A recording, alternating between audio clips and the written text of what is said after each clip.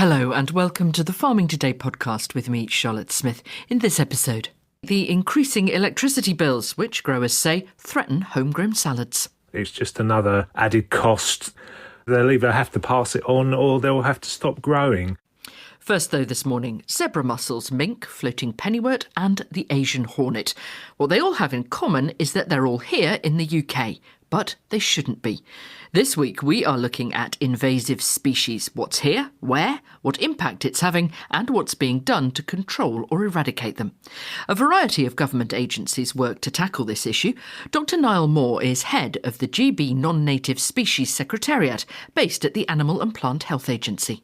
There are 2,000 non-native species already established in GB, of which about 10% cause us problems, so they're the invasive ones. We get about 14 new ones established every year. What we're trying to do is prioritise towards prevention. So when we've got long-established invasive species, like a mink or a Himalayan balsam, do we sort of accept them now? Well, we don't accept them because what we try and do is we try and mitigate their impacts or slow their spread. It depends on the species involved. How do you decide which ones are more serious than others? Well, we have a risk assessment system. We also look at what you can actually do about them. So, for instance, some species, there isn't a lot you can do. But for others, there is a huge amount you can do. For instance, limiting their spread or tackling them on an individual basis on individual protected sites. You know, an example would be the brown rat, which is very widespread in Britain, but actually a lot of its very serious impacts are on small islands. So you can eradicate them from small islands off the coast to actually reduce their impacts there. So when you're trying to prevent something coming in, what can you do? We have several campaigns which we currently run. So one is Be Plant-Wise. We've been running that since 2010. And that's to try and encourage people not to dump their excess garden plants, particularly water plants, in the wild. But also Check, Clean, Dry campaign, which is basically to improve people's biosecurity so they clean their equipment between water bodies, so to stop moving things around or bringing things into the country. What sort of things are you concerned about? I mean, one of the big ones is the yellow-legged hornet, of course, which we're currently fighting to keep out of the country. But other things which you would be less familiar with, things like raccoons and raccoon dogs, which cause huge problems on the continent. On the marine side, American lobsters could pose a big risk to our native lobsters. And there's a whole range of freshwater species that we're worried about. They've come from the Black and Caspian Sea area. They're called Ponto-Caspian species like killer shrimp and quagga mussels. So, and there's a whole lot of relatives of those that are waiting in the wings to invade.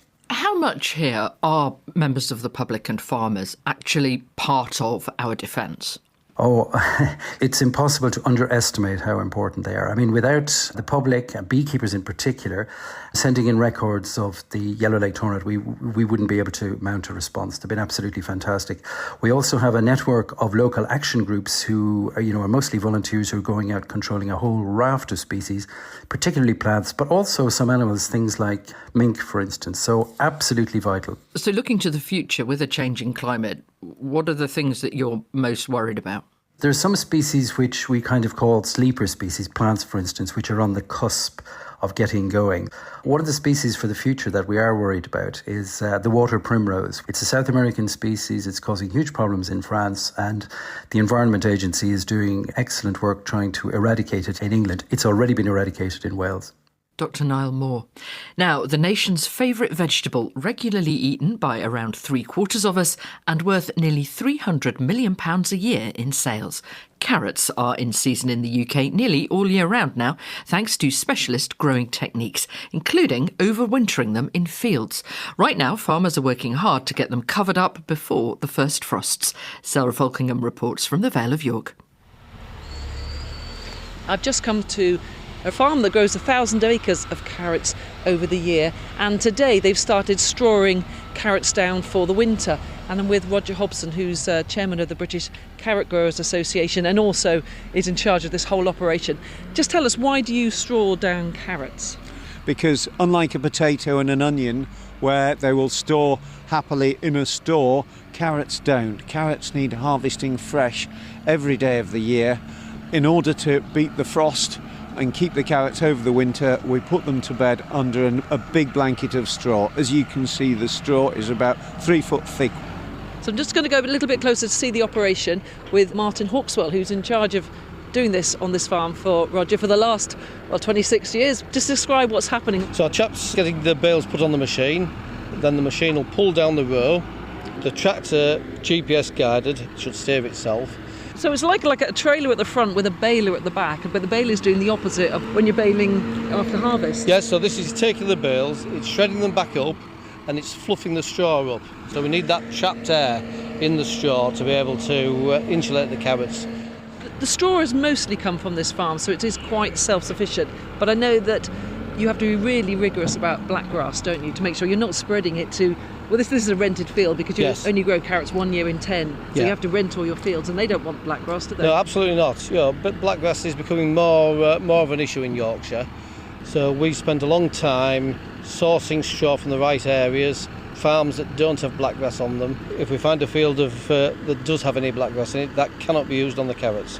I'm just going to get up into the tractor cab here. My name is Ben, and I'm straw laying carrots. And you've got 3 monitors in front of you, well, 4 computers, 5 computer screens, 6 computer screens looking at. So we have GPS on both the tractor and the straw layer. The straw layer will steer itself independently of the tractor. Because it's very narrow rows in between these carrots, so it's a precision job. It is, yes, the GPS is the highest level of precision, to 2.5 centimetres.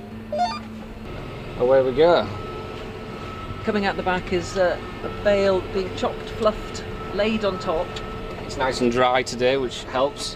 What will the straw look like once it's had a whole winter on it? When Roger lifts the carrots, he has a straw remover which picks it up off of the beds and then blows it to one side and chops it. Then it can be then reintegrated back into the soil. So Roger, these carrots will be harvested February to June, so that's the hungry gap taken care of. Absolutely, yeah. I think this particular field will probably be harvested in March. Just seeing this sea of straw, how does this affect the cost of growing carrots? Yeah, strawing down the carrots basically doubles our growing costs. But it's still worth doing so you can have year-round supply? Absolutely, and still much cheaper to have a fresh homegrown carrot than one imported from abroad. How's the year been generally for you as a farmer and for the rest of the country as the chairman of the Carrot Growers Association? I think we've had a quarter of annual rainfall since the 1st of February in this part of Yorkshire. Where we've had sufficient irrigation, we've got some superb carrot crops. And where we've run short of irrigation, we've got some awful carrots. Talking to the other carrot growers up and down the country, I think we're fairly typical. Nobody's forecasting a carrot glut this year. Roger Hobson there in Yorkshire. Salad growers are warning that price increases for electricity will drive people out of the sector. Growers in the Lea Valley on the edge of London say they have large electricity connections for times of heavy use, but often use much less power. Since 2022, they've been charged based not only on what they use, but also on the size of the connection. And they say that from April next year, those standing charges will effectively double. Lee Stiles from the Lea Valley Growers Association told me energy is already expensive. Growers are paying over £1,000 per metre per month in standing charges, and obviously being a seasonal business, they're not using it for several months of the year. The size of the nursery requires more than one connection, so they're paying standing charges multiple times. Now, you're expecting price increases from April. How much are you looking at? Well, it could be at least double. As far as the growers are aware, it's just another added cost that has to be factored into the cost of producing food. It's another blow for the grower. Can you pass that price increase on to retailers and ultimately to consumers? They'll have to. They'll either have to pass it on or they'll have to stop growing and diversify, which unfortunately many already have. And what are they diversifying into? Well, a lot of them are looking to sell their whole nurseries for housing, and a lot of growers are taking down bits of glass and putting in light industrial units just to keep the growing business going, but that's not sustainable in the long term. There is a network charging compensation scheme where some businesses can recoup up to 60% of the charges that we're talking about. Can these businesses use that? No, not at the moment, because growers are not eligible for that. They're not classed as an energy-intensive industry. They already pay climate change levy on their energy bills and have to claim back a percentage of that. But, I mean, they're not even eligible for this scheme. In the government's industrial strategy, it does talk about reducing energy bills for high energy users. Does horticulture come into that? There's been no such thing as a reduction in energy bills for any growers. It's only been going the other way. Given that many of the growers, as you say, are selling off land or turning to other income streams, is it really time that this little section of growers on the edge of London moved to bigger premises where maybe they can make it pay a bit? Well, the problem is that you're looking at £750,000 for an acre of glasshouse nowadays, and that's far beyond the means of many growers, and that's more than what they'd get for their existing sites as well. It's not a viable option. It is a relatively small part of the salad grown here in the UK.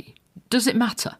Well, it matters if you don't want empty shelves again, because we're so reliant on overseas imports. They can pretty much charge what they like at the moment because there isn't a domestic competition to go against it. What's the solution then for this particular issue? Well, I think growers would just like some help. I mean, we've been used to not having any help for many decades now, but it seems to be that we've gone from being ignored to being actually targeted. If the government wants to keep food prices low, they're going to have to help domestic producers. Lee Stiles from the Lea Valley Growers Association. In a statement, the Department of Energy Security and Net Zero told us that only energy-intensive industries, where energy is a high percentage of their costs, qualify for the compensation scheme. But that will be reviewed next year to ensure support continues to be directed to the most energy and trade-intensive sectors in the economy. That's it from us. I'm Charlotte Smith. The producer is Rebecca Rooney, and Farming Today is a BBC Audio Bristol production.